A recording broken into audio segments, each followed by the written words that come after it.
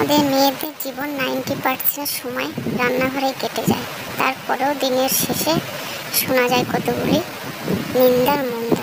চলো বড় বাজার থেকে দেখো, পুরো বাজার তুলে নিয়ে এসে সব মাছও তুলে নিয়ে এসে মাছগুলো কেটে নিয়ে চলো কী করি না করি আপনাদের সঙ্গে শেয়ার করবো। মাছগুলো এখানে বসে বসে কাটছি। মাছগুলো কাটতে আমার 1 ঘন্টা সময় লেগে গেছিলো। এই বাচ্চাটা এসে সঙ্গ দিচ্ছিল বলে গল্প করতে করতে মাছ কাটা হয়ে গেছিল। বাচ্চাটা আমার বাচ্চা না, পাশের বাড়ির বাচ্চা।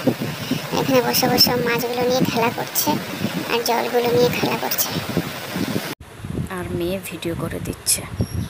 চলো মাছগুলো কেটে নিয়ে চলে এসেছি। এই সবজিগুলো এখন কাটবো। দেখুন বড় সবজিও নিয়ে এসছে। সবজিগুলো আমাদের দোকানের সবজিগুলো গুছিয়ে নিচ্ছি। দেখি কি করি না করি। উচ্ছে আছে, পটল আছে, আলু ফালু অনেক কিছু আছে।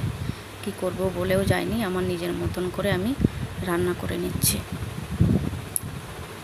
একা একাই করছি, সব গুছিয়ে নিচ্ছি। নিজের হাতেই সব কাজকর্ম করতেও ভালো লাগে, লোককে খাওয়াতেও ভালো লাগে। কি করব ভেবে উঠতে পারছি না। তো মাছগুলো নুন হলুদ মাখিয়ে ভাজা বসিয়ে দেবো। পটল আলু কেটে নিয়েছি, উচ্ছে কেটে নিয়েছি। কী দিয়ে কী করি, উচ্ছে আলু ভেজে নিয়েছি। মাছগুলো সব ভাজা হয়ে গেছে। উচ্ছে দিয়ে আলু দিয়ে চুনো মাছটা দিয়ে করব। দেখুন চুনো মাছ ভাজা হয়ে গেছে আর এক একটা করে নিয়ে খাচ্ছে বর। তেল বেশি পড়ে গেছে, পরে আর উঠাতে পারিনি। উচ্ছে আলুগুলো তুলে তারপরে তেলটা আবার বাটিতে রেখে দেবো। এই পটল দিয়ে আলু দিয়ে চিংড়ি মাছ দিয়ে করব। ইলিশ মাছটা সর্ষে পোস্ত দিয়ে করব, আর উচ্ছে আলু আর চুনো মাছ দিয়ে রান্না করব। চলো তোমাদের সঙ্গে শেয়ার করছি। লাস্টে রান্নাগুলো শেয়ার করতে পারিনি, মেয়ে ফোনটা নিয়ে চলে গেছিলো।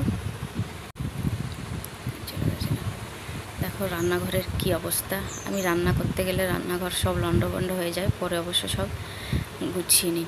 এই গুছাতে আমি রান্না করতে পারি না, নাহলে কড়াই পুড়ে যায়, না মাছ পুড়ে যায়। সারা বাড়ি ছড়িয়ে ছিটিয়ে রেখেছি। আর এইটা আমাদের আগে একটা ঘর ছিল, এখন এটা রান্নাঘর হয়ে গেছে। ওই চৌকিটাও মানুষ আগে থাকতো, তো এখন বাসনপত্র উপর করে রাখি, আবার ঘরেও রেখে দিই গুছিয়ে। তো ইলিশ মাছটা এই সর্ষে পোস্ত একটুখানি জিরে লঙ্কা দিয়েছি আর রান্না